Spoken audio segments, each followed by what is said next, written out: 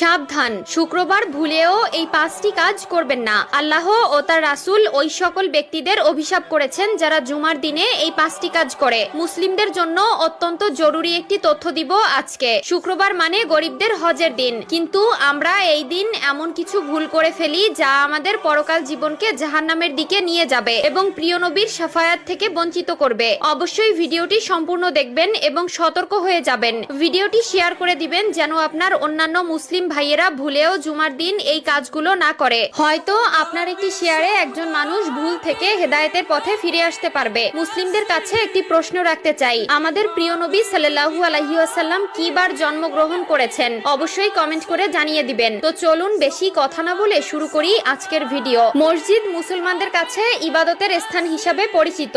এরপরও আমরা মসজিদে এমন কিছু কাজ করে থাকি যা মসজিদের পবিত্রতা নষ্ট করে। তাই মসজিদের পবিত্রতা